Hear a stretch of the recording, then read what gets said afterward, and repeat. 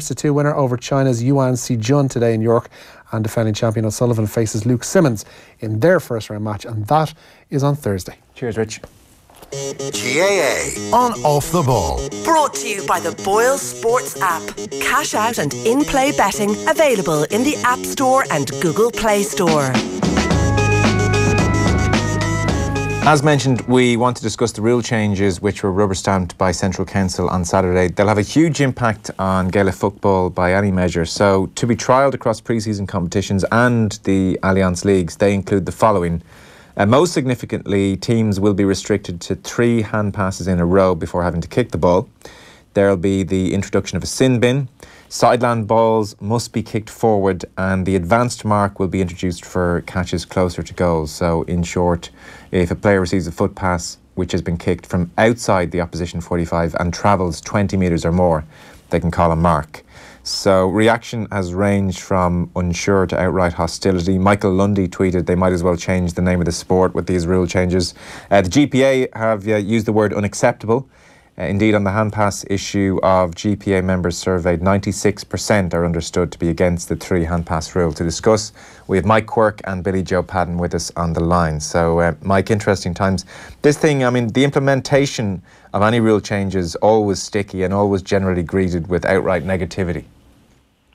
Yeah, and obviously they've got a limited window when they can actually go and make changes. Obviously, this is within their kind of 5 years when by their own law they can try and make amendments to rules. And look, I suppose on one hand, I think everybody recognises that the game needs a little bit of help, and we need to try and take steps to remedy some of this stuff and some of the direction that the game is going. And there's obviously an overuse of the hand pass throughout the game, and they've tried to take steps obviously to remedy that and to try and make it more of a kicking and a catching game. And I'm not sure if they've succeeded, but I don't think the reaction is anything unsurprising. I think a lot of people are unsure until we actually see it in the flesh and we see how these things play out live in front of us in an inter-county game. I'm not sure anybody can, make crazy judgments until we actually see it live and know exactly what we're dealing with. No, it's true. Billy Joe, what jumps out at you as well is these are quite significant changes all coming in at once.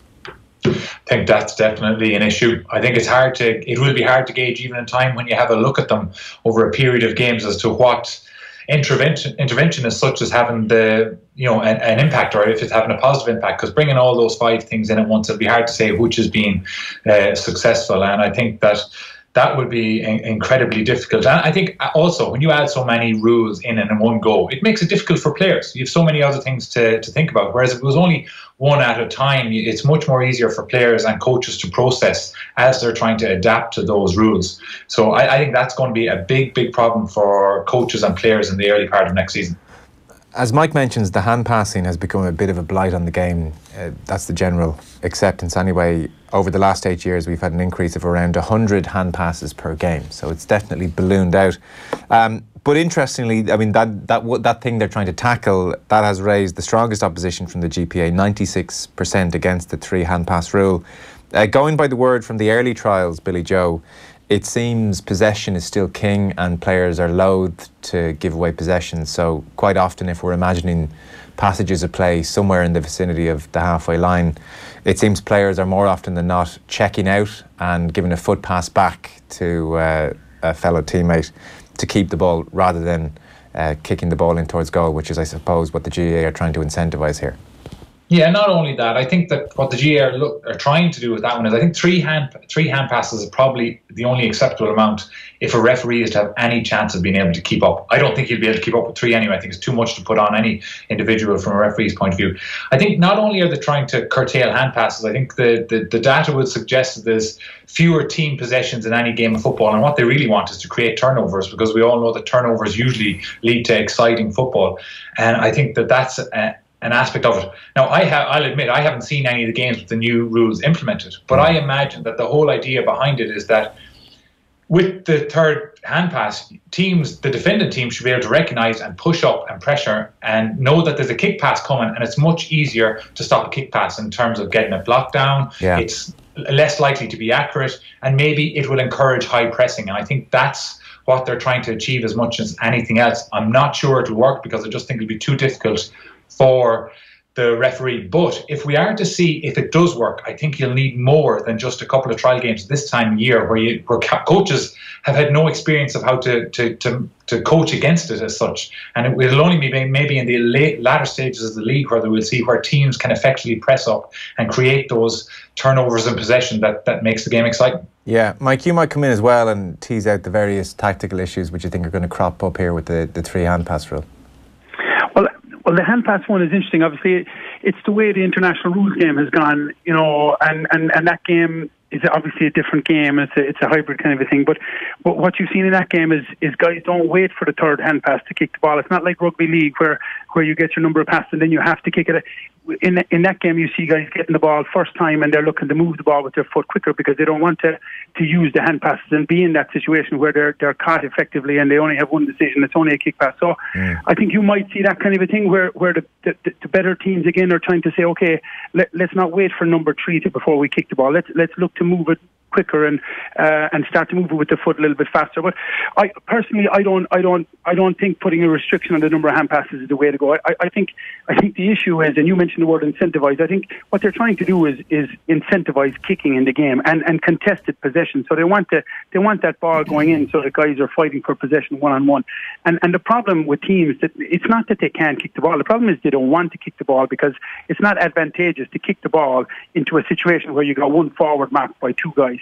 And the problem is still the numbers that teams are going to get behind the ball is going to lead you to guys taking 3 hand passes and then kicking the ball sideways or backwards, like you mentioned, to keep possession. It's not going to incentivize guys to kick the ball into the 21 into a glutted body. So I just think that's going to be. Now teams will obviously work around it and they'll come up with different things. And you'll see Dublin will get that ball and after the second hand pass they'll be kicking it, or maybe the Kerrys and Tyrones and all these teams. But I just think it's still not dealing. It's dealing with a symptom, but it's not actually dealing with the problem. And the problem is teams are still going to defend with large numbers behind the ball. Well, that was exactly the point Jack McCaffrey made, actually. The interview in full will be played out tomorrow, but we just played a clip of it into 8 o'clock news to tease the fact you guys were coming on. So he said, what's it trying to achieve? We're trying to tackle defensive football, but we're dealing with the symptoms of defensive systems as opposed to defensive systems themselves, you know. And he said, you know, you're almost punishing the team who are trying to attack, even though it might be slightly meandering. And so that's his slight concern with it early on. Could it work? I mean, like, can you envisage it working well if it does take on the Aussie rules tone and teams are kicking in after 2 hand passes? That doesn't sound like such a bad thing, Mike. No, it doesn't. And again, like we're completely just shooting in the dark here, and we've no idea how teams are going to. You know, a lot of it is going to be down to how this thing is coached as well, and how imaginative the coaches can be with the guys that they have, and are they going to get themselves into a situation where we're not going to wait for that? I mean, if you find a situation where this thing could go really pear-shaped, is where you're limiting guys' decision making in around the goals, where maybe there's a great move after taking place and they've used their 3 hand passes, and it's more advantageous for me to hand pass the ball to a guy to palm it into the goals, whereas now I have to try and kick it to him or kick it over the bar, and it limits the decisions that attacking players get to make in situations where other teams have large numbers back defending. And I just don't think that's ever a good thing for an attacking team to have less available decisions to make. And I just think that's where you might see this breaking down. But I think it's a challenge for coaches and it's a challenge for players. And players, look, these guys that are playing inter-county level are very adaptable. They'll learn, they'll pick ways around this thing, and they'll try and make it advantageous for them. But it's just going to take us time before we can get used to it. It's going to take referees and coaches and everybody's time until this becomes the norm for the league. And then once it does, sure, it's gone again for the championship, you know? Yeah, I mean, that's another big challenge for coaches, isn't it? To try and put together a decent game plan for the league with this completely different game in many respects, and then say goodbye to everybody for April, in theory, shortly after the league, and then potentially have the biggest match of their season with, like, it's a different game effectively if you can do all these things suddenly again and take as many hand passes as you like, both defensively and offensively. So you can see why the GPA don't like the sound of that.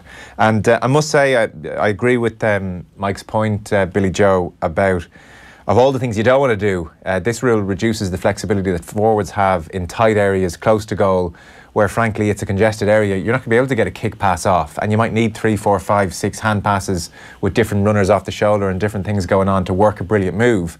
So reducing the flexibility available to forwards is the last thing we want to do, no?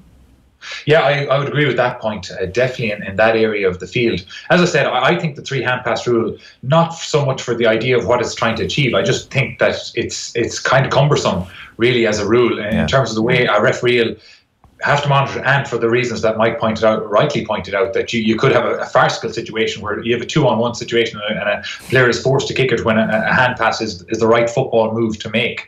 I think that on other sides of the rules, like look, I agree with Mike. I'm one of the people that had said all along we need to alter something. But this seems too drastic in my view, too many things at once. And it will be interesting to see from an attacking point of view how teams will be able to use the mark in the attacking area of the field. We spoke, I think we spoke on this show a couple of years ago about how the mark in the middle of the field would impact the game. And in my view, it hasn't impacted the game at all in the last 2 years. But maybe now with this kick-out rule, when you marry the two of those together, it may have a greater impact and it may actually change the way teams are playing. So the kick-out rule is that all kick-outs will go from the 20-metre line, and that the advance mark is if you're outside the 45 and the ball travels 20 metres, you get an advance mark. So, I mean, it'll be one of the best routes to scoring if you can pull that off on occasion. I saw someone, though, wonder if the introduction of this advanced mark will lead to even more packed defences, Mike. I mean, if you're fearing a mark inside your own 30, 40-metre line, you're bringing in more bodies back there, I would have thought.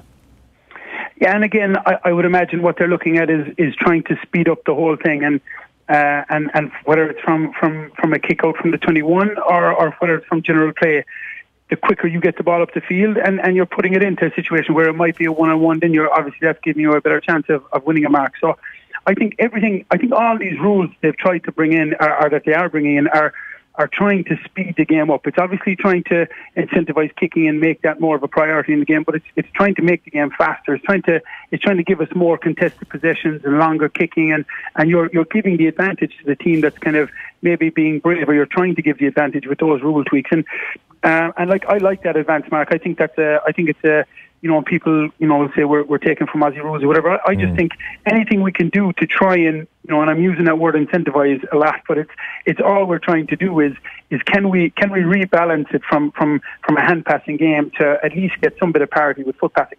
I mean, you mentioned that there, like since 2011 to 2018, there's been an increase of over 100 hand passes a game. Yeah. Like that's an incredible statistic, and they mentioned like evidence, like that this is evidence based, and I think it's from Rob Carroll's stats, or that he's done over the last couple of games. Like that's an unbelievable statistic that it's gone up that much in that years, and that's an indictment of the coaching, and it's of the mentality of winning at all costs and everything, that we've gone so much in terms of like 3-1 almost in terms of hand passing and kick passing. And if there's anything that they can try to try and get that ball going in there a little bit quicker, I think that advanced mark is something that we could see a little bit of joy out of. Yeah, no, it is a mad statistic. I only saw it today for the first time, and I wouldn't have believed it if it wasn't just there in cold, hard statistical form. If someone asked you to guess how many more hand passes per game with just 8 years ago, you just wouldn't have gone for 100.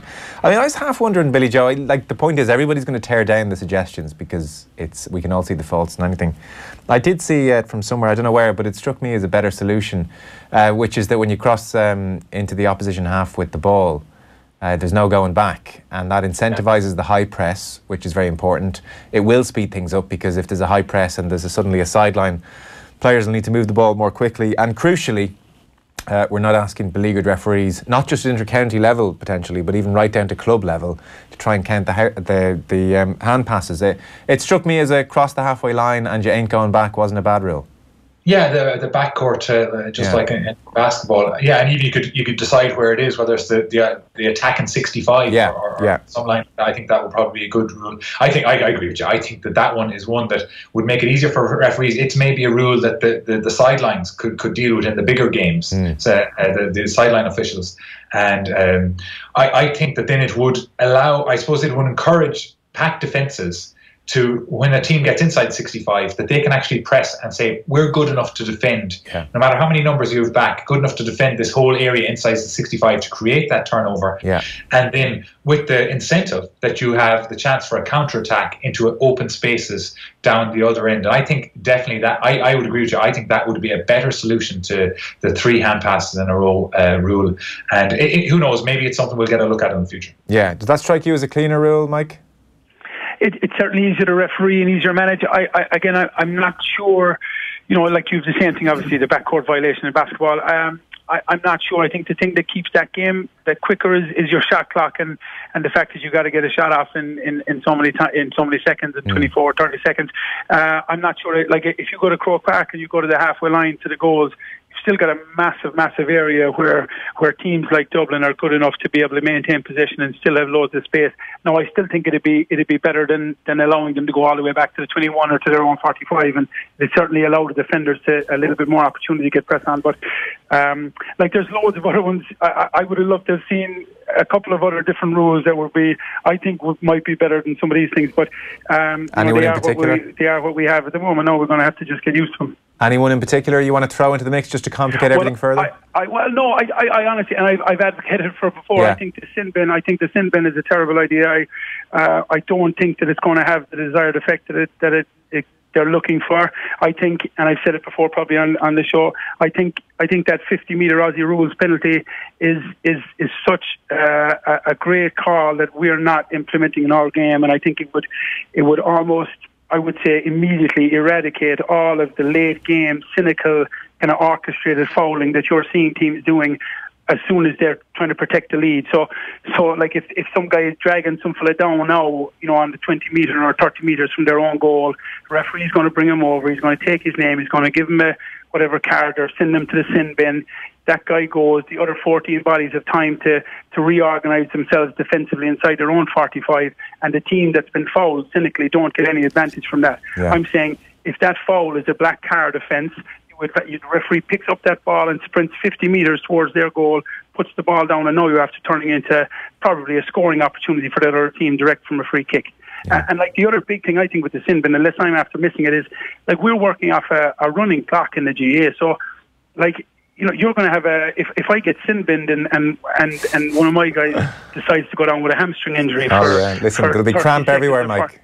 Absolutely, you know what I mean? And that 10 minutes is probably going to work out to be somewhere closer to 5. Yeah. Like in rugby or whatever, it's a stop clock and your 10 minutes is actually 10 minutes. Whereas I think you're going to see a lot of situations where that rule is just completely fudged over, and guys are going to take it in the last couple of minutes. They'll take us in bin, it's true, and it'll allow them a chance to reorganise. Well, to extend that theme, which again ties in with the law of unintended consequences, the fact is you're going to have very intelligent people all around the country working out ways to bend these rules to suit them. So, actually, there's a text in as well saying, who is going to verify that the ball travelled the 20 metres for the advanced mark? What if there's a score off the mark but the opposition dispute the distance the ball travelled? 19 metres, 19.5 metres, who measures? Says Deck. Well, I think you have to allow the discretion of the referee. I think we can't call into question. Now, if Mayo are on the verge of winning an All-Ireland final and the ball is proven to have gone 18.9 metres, Billy Joe, you're more than welcome to come back on the show and talk about the discretion of the referee. And it was interesting, Malachy Quirke had a very interesting piece on all this, and he was talking about the trial games where the word coming back is there's a lot of kick passing going on instead of the fourth hand pass back, recycling the ball. And also, you would think the sideline ball thing mightn't be an issue, but he was making the point that one coach, he says, who oversaw a college side playing in the trial matches, reckons it won't be long before you see teams kicking strategically for touch, so as to pen a corner back in around his own 20 and then overload that side of the pitch and hunt for a turnover. So we're going to have players kicking for touch potentially and getting very good at turnovers, which is another thing. And even, in theory, kicking the ball forward from a sideline ball makes sense, maybe. But very quickly, teams will adapt to that. They won't be marking the fella who's behind the ball. And we've all been at soccer matches where a player just won't take a throw in because he can't find a decent option and the crowd are going ballistic. And I think that's what you'll have players doing instead of just kicking the ball blindly 50 yards up the pitch from a sideline ball, Billy Joe, I must say. Yeah, no, I think that's a valid point. I think we will see evidence of that where there probably will be intentional kicks, or as you described it, pinning people in their own half. Yeah. That is a concern, and I think that's maybe something that when we see it in some of the more high-profile games in the National League, I think it's not what people will want to see, and that one may have to be altered as such. Again, I think my point of this is I think I'm going on the record as saying that I've always, anyone that has listened to me for the last 2 years, I felt that the attacking mark was something that we had to give a go to. Right. And if it was only the kick-out and the attacking mark that came in, well, then we'd have a look and see how does the game evolve with those rules in there. Whereas I think you're going to find a situation where 2 or 3 of these are not going to be implemented come the championship, and we'll just see what we're left with. And by the end of the league, we'll have an idea as to what the smarter coaches out there, how they're going to treat certain aspects of the game or certain situations in the game. Yeah, I guess final word to you, Mike. It strikes me as we talk about this, there could be another raft of new rules trialled next year in the league and maybe the year beyond. And you could easily have 3, 4, 5 seasons here and messing around trying to find something, and then the game's just evolving tactically anyway, separate to that, and maybe you need to bring in new rules and it becomes a bit of a mess. They're actually under a bit of pressure here to come up with the right things. I mean, you don't want too many trial periods where stuff doesn't work out well. No, and I think, look, what they've introduced here, I think, is, we're going to see these kind of trying to be modified and tweaked and changed, and like that sideline one, I think will be got rid of, because it does nothing for anybody except it gives advantage to the defending team, and it's just, the only issue with this, and it's a very valid complaint, is the guys, for the majority of teams now, for majority of counties, this National League is their number one competition. It's their priority every year. Yeah. And like, whether it's promotion or staying in a division or whatever it is, and like, to be just completely kind of messing around with like so many rule changes, it's very hard on those teams. Now, your main contenders who are worried about championship success is a different story, and they'll get by and they'll get through it. But for your teams here, like, that really put huge stock in the league, this is going to be a big challenge to see, and it's going to be the same across the board, obviously. But it's a big challenge to play their best football when they're trying to adapt to a situation that their whole game has literally changed with the stroke of a pen overnight, and that's a big concern. I think that's why the GPA have come out so strongly, that their membership is so unhappy with it, and that's, I suppose that's kind of lost a small bit in the whole thing about maybe whether they're going to be successful or not. Yeah, well, Paul Flynn, the GPA chief executive, and of course Dublin footballer, is going to meet John Horan this week. He requested an urgent meeting, so there is a political dimension to all of this as well, which is going to be interesting to watch unfold. Lads, thanks a million for your initial thoughts. We'll see how it all goes, I suppose, in a month or two. Mike Quirke, Billy Joe Padden. Cheers, lads. No bother. GAA on Off the Ball. Brought to you by the Boyle Sports app. Cash out and in-play betting available in the App Store and Google Play Store.